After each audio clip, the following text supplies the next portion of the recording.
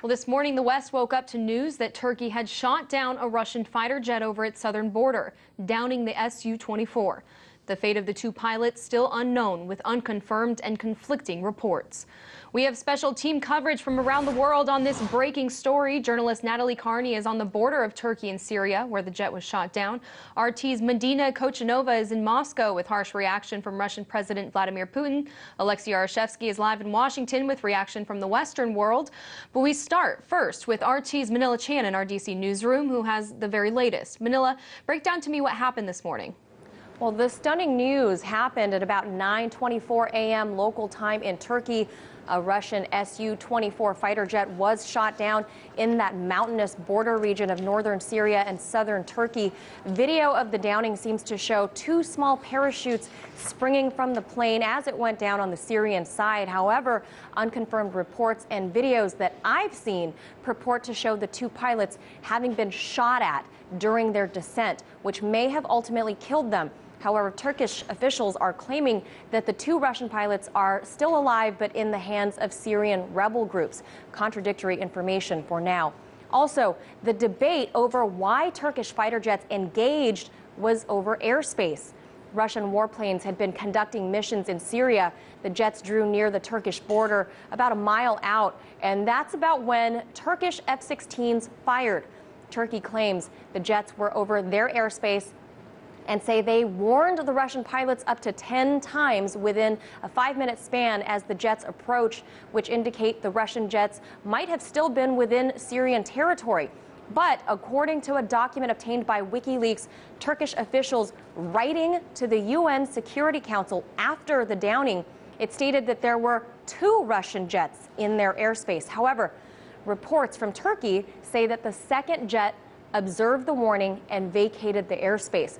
Now, those at WikiLeaks, though, questioning the rest of the content in the document, doing the math on what Turkish officials have reported, that the Russian jets were flying at an altitude of 19,000 feet above their airspace for just 17 seconds.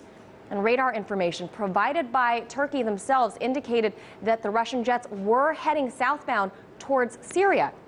Now, Ankara claims that Russia has repeatedly violated their airspace before with no consequences.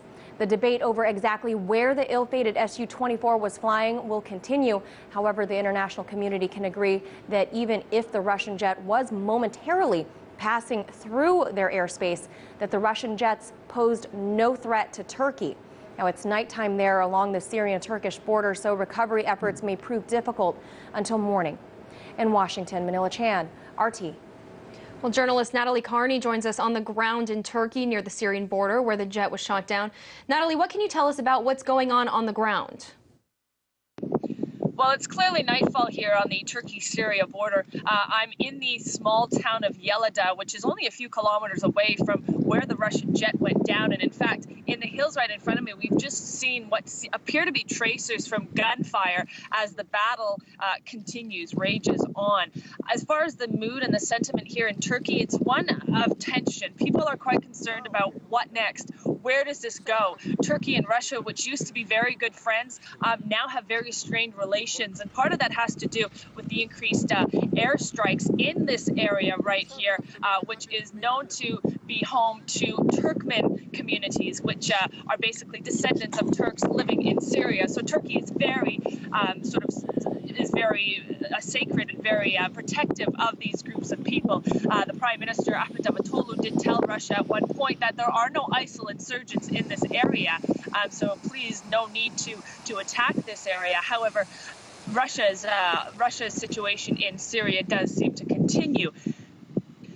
We spoke to a few people in the town of Yelada who actually said that some of the shrapnel from the jet reached the Turkish side, and so they're quite concerned that this could escalate into something much more serious and create further problems, not just in Turkey-Russian relations, but for the people living here on the ground. And there is actually refugee camps right along the border area here as well. So there's a lot of Syrian rebels and as well as Syrian Syrian civilians that are trying to escape the madness in neighboring Syria. So it's a very tense situation all around. There is military on the border crossing of Yeladai, as that is an area that a lot of people are crossing over to get into Turkey for their safe haven. And while diplomatic relations between the two countries are souring, there are some questions about whether this will affect the economic relations. Of course, Turkey relies quite substantially on much of its natural gas imports from Russia. Russia itself has just won a contract from Turkey to build a multi-billion-dollar nuclear power plant here. So there's a lot at stake economically between these two countries. So as the days and the weeks go by, we're going to have to see if the diplomatic souring of relations affects the economic ones. For RT, I'm Natalie Carney in Yeladai on the Turkey-Syria border.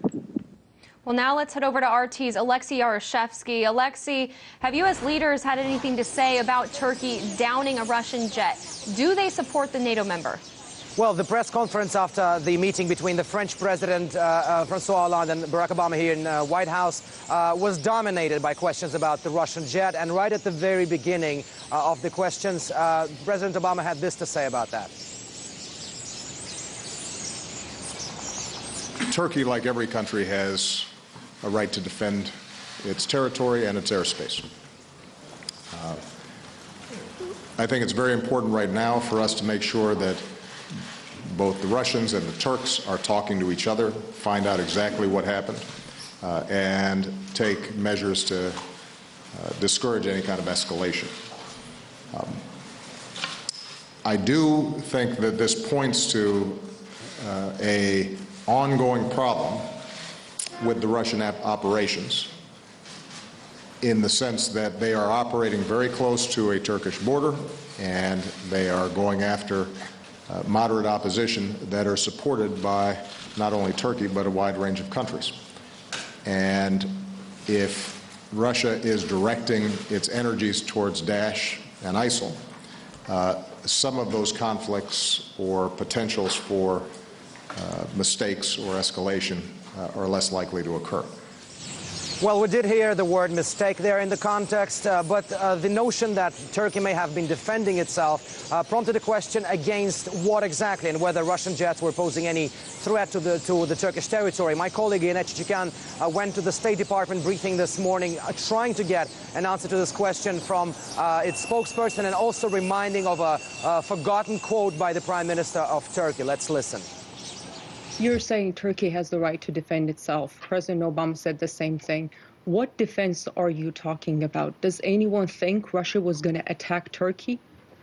Again, I mean, you know, Do you think so? Look, I don't want to parse out this incident. I've said very clearly that we don't know all the facts yet. So for me to speak categorically about what happened is, frankly, would be irresponsible. In 2012, Syria shut down a Turkish plane that reportedly strayed into its territory. Prime Minister Erdogan then said a short-term border violation can never be a pretext for an attack. Meanwhile, NATO has expressed its condemnation of Syria's attack, as well as strong support for Turkey. Do you see the inconsistency of NATO's response on this? As to what President Erdogan may have said after that incident, I would refer you to him. You know, we had... Again, NATO's condemnation of Syria's attack, and the U.S. is part of NATO. So, hold on. What you're talking about today, we said we're still gathering the facts. We're not ready to make a determination yet. It is part of what happens when you have another power operating on the border of a country, again, carrying out airstrikes that aren't part of the broader coalition efforts to counter ISIL. But I'm not going to make a determination, and I'm not going to talk about incidents that happened 3 or 4 years prior. So Washington insists that things are not clear yet. At the same time, NATO Secretary General Jens Stoltenberg said that the Turkish version of the events is fully supported by the alliance. But I want to leave you with a sort of cherry on top, and it's not quite often we do this, but there was an interesting reaction in one of the U.S. media outlets. Now, Fox News invited a highly decorated retired U.S. Air Force general to talk about the incident, and the man lit up their broadcast with this statement. So I don't really trust President Erdogan and what he's doing. Okay. I think we have to be very, very cautious on this. Yep. I think it was an overly aggressive maneuver. Okay. And as a NORAD region commander, we would not use these kind of rules of engagement. That had to be pre-planned. Okay. That airplane wasn't over Turkish territory long enough. Long enough. Okay. Well, that's RT correspondent Alexei Yarashevsky reporting in Washington. Now, Russian President Vladimir Putin called Turkey's actions a stab in the back. RT's Medina Kochanova has more from Moscow.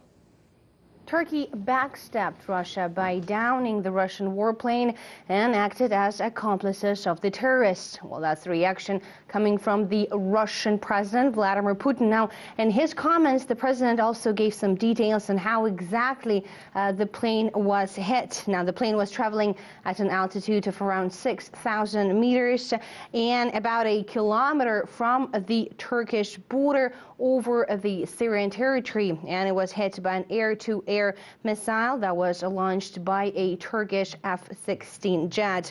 Now, the crash site is also located some 4 kilometers from the Turkish border. And the president here stressed that the plane actually posed no threat to Turkish national security and that this particular incident will have some grave consequences for Russia's relations with Turkey. Instead of immediately establishing contact with Russia, as far as I'm aware, the Turkish side contacted its NATO allies. Do they want NATO to serve the interests of ISIL? We also heard some reaction coming from Russia's Foreign Affairs Ministry, directly from the minister, Sergei Lavrov, who has already cancelled his trip to Ankara that was due on Wednesday. And now the minister emphasized that the level of terror threat has increased and that the ministry now estimates the threats to be no less than in Egypt. The Russian president has said that the incidents involving the shooting down of a Russian fighter jet by Turkey cannot go unnoticed for Russia-Turkish relations. And here, Sergei Lavrov said that the ministry does not recommend Russian citizens to visit Turkey for holiday tourism or any other purposes. And this Tuesday, also, Russian state tourism agency Rostourism has also recommended suspending sales of holiday packages to Turkey. And right after that, one of the country's biggest tour operators, Natalie Tours, has already announced that it decided to temporarily suspend the sales of holiday packages to Russian citizens. And later on Tuesday, of course, we heard from the country's defense ministry. Now, the ministry said that it considers the attack of Turkish fighter jets on the Russian warplane, an unfriendly act, and that it has already raised an official protest to Turkish military attaché. At the moment, Moscow plans to suspend military cooperation with Ankara, and of course further measures to beef up Russian air base security in Syria will also be taken.